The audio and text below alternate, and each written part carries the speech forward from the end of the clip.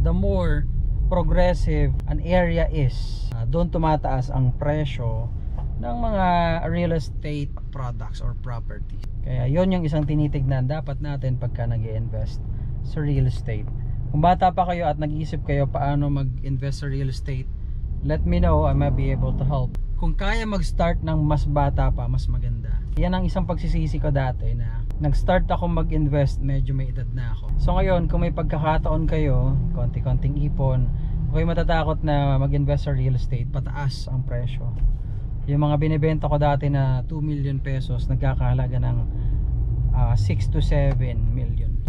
With the down payment na 10%, normally biglaan na hulugan, pwede nyo bayaran yon sa 36 months. Nagkakahalaga na yata ng 7,000 o 8,000. Pero ganun siya ka-affordable.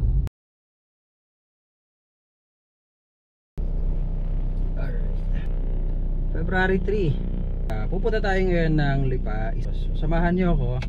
From here on, i-share ko sa inyo yung mga project, yung mga ginagawa natin. Bilang isang real estate broker, baka sakali lang naman makatulong ako sa paghanap ninyo ng inyong bahay at lupa or condo man, or real estate investment, or even for your end use.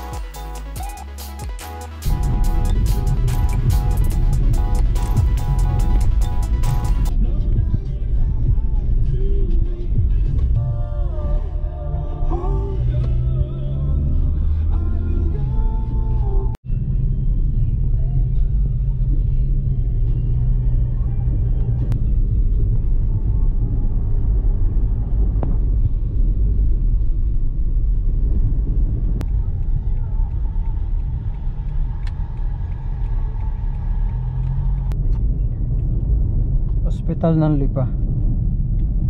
Yan. So guys, sa mga kaaro, nandito na tayo sa Lipa. Nag-drop off lang ako sa SM Lipa. And pupunta tayo ng pupunta tayo ng Bojoks restaurant dito sa Lipa. Kasi doon gaganapin yung ating event. Kapag project briefing siya para sa project na to.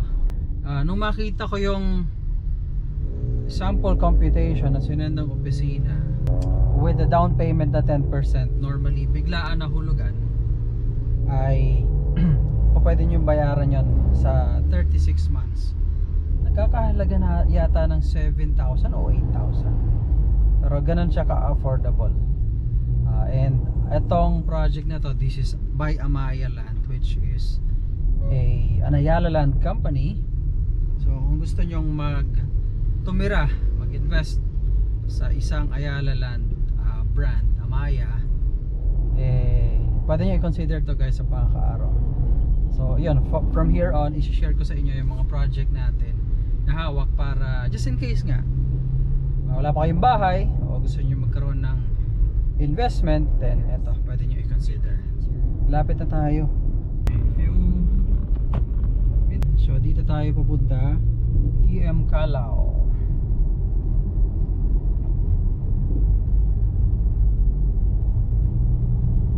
Para makita nyo kung nasa anong location to. Ayan. Ay hindi pala. Ito pala yung restaurant ko saan gaganapin. Hindi pa pala to. Dito na tayo. Si Bojoks. Ayun, Bojoks. Mukhang challenging ang Bojoks. Ay naku, ang daming tao. Wala, event We are here. So yun guys, mga kaaro, wait lang, pasok tayo sa events mamaya, and let's find out what's in it for us. Okay, 1:04 ng hapon. So ngayon ulit ay Saturday, at ginagawa natin to, yung mga project briefing na to, pagka may pa-launch na project na bago. Syempre kailangan nating matutunan ng project na to, detalye basically ng mga project bago nating ibenta. Now, isa nga pa lang hindi ko maikabit-kabit dito sa loob ng sasakyan.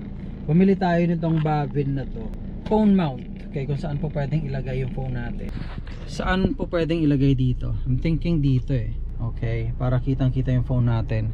Dito medyo hindi ako masyadong komportable. Although I think ito yung pinaka-safe na place kung saan pwedeng maglagay kasi ganyan lang eh, madali sa mata. I might put it here. Pero sino sa inyo naglalagay dito banda? 306. Tapos na tayo magpunta ron sa events place. Pupunta tayo mismo sa project location nitong project na to, Amaya Series, Batangas. So basically ang project na to ay it's house and lot project, two-story yung mga bahay, magkakadikit sila. Okay, series kasi kaya yun, ganun siya. May simbahan dito, simbahan to. Tapos ayun na nga, ang presyo ng mga bahay dito will be 2.6 million. Magiging mabenta to for the reason that yung price nito ay napakaganda. Unang-una is an Amaya Land Company or it's an Ayala Land Company. Pangalawa, ang Lipa ngayon ay isa sa sought after locations. Isa sa mga sought after locations dito sa Batangas for investment, for real estate investments. Kaya magiging ina-expect to na magbibigay ng or bibilhin ng madaming taga dito, and even especially dito sa mga OFWs na na mayroong mga kamag-anak na dito pa nakatira na wala pang bahay, even additional investment syempre. So yun guys, at mga kaaro, if in case interesado kayo, you can contact me via our page or yung aking Facebook page for Amaya, which is Ayala or Amaya Sales Team Hayabusa. Kung gusto nyo magtanong magkano, libre magtanong, magsabi lang kayo, libre naman yan. Single na I'll see how I can help you pagdating sa mga payment terms. Hopefully may mga discounts na ilalabas ang kumpanya. Kapag invest kayo, if in case lang na wala pa tayong bahay at lupa, then this might be your best chance para makapag-avail ng bahay at lupa. Ayan. Tayo sa area na to, Lipa. Dito sila ano no? Sila ang Santos. Yan, Santos Recto. Medyo may traffic, and that's a good indication na syempre progressive yung isang location, yung isang area. Sabi nga sa real estate guys, sa mga kaaro, when you are investing in real estate, look for location.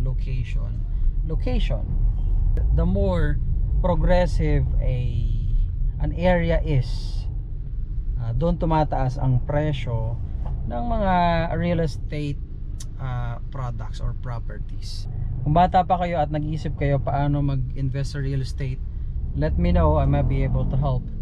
Kung kaya mag-start ng mas bata pa, mas maganda. Yan ang isang pagsisisi ko dati na nag-start ako mag-invest, medyo may edad na ako. Well, syempre wala naman pang invest in the first place. Pero nung nag-start na akong kumita ng pera back in 2012-13, dahil nag-start na ako ng real estate noon, hindi ako nag-invest, magastos kasi. So ngayon, kung may pagkakataon kayo, konti-konting ipon, kung matatakot na mag-invest sa real estate, pataas ang presyo. Yung mga binibenta ko dati na 2 million pesos, nagkakahalaga ng 6 to 7 million. Yun kasi yung takot dati. Kaya matakot, huwag nyo akong gagayahin. So yun, wait lang, punta tayo. Malapit na tayo. Come what may, she believes in this time. Mali. Something I never know before. Yeah. A little more. Ayun na guys, nandito tayo. So dito sa area na to, lapit na tayo guys at mga kaaro. So far so good, maganda ang location, malapit sa main road.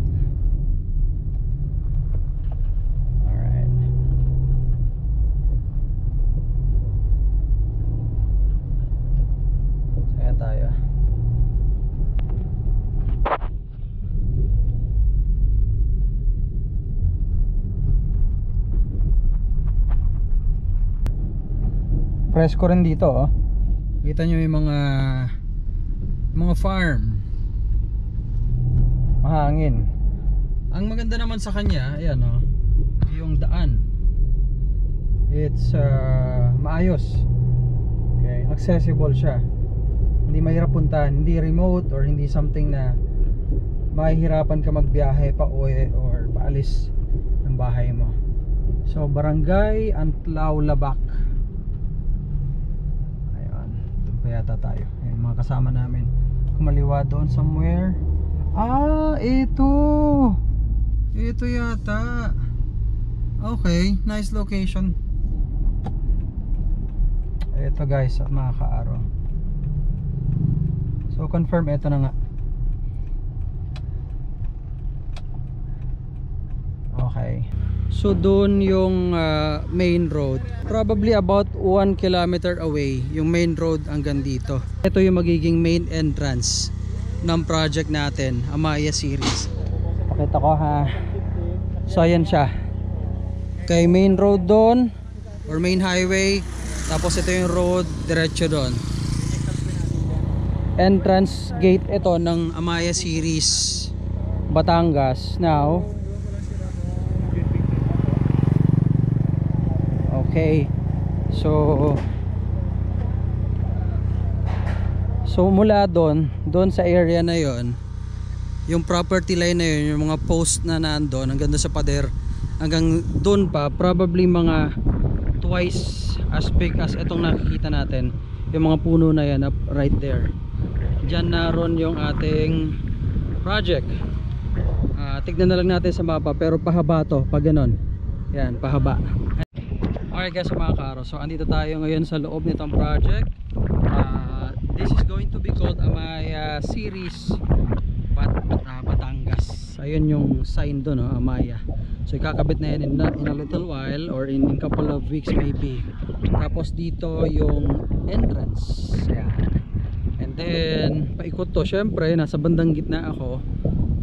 Yung nakikita natin mula dyan, mga poles na yan at yung pader na yon, hanggang dito sa mga puno na to, it's half of the property. So meron pang kadugtong hanggang doon sa likod, hanggang dyan sa wall na yan. This is about 10 hectare project ng Amaya land dito sa Lipa sa Batangas. Okay, so again, if you have any question, feel free, let me know. Baka ito ang magiging property na bago ninyo dito sa Lipa, Batangas. Let me know.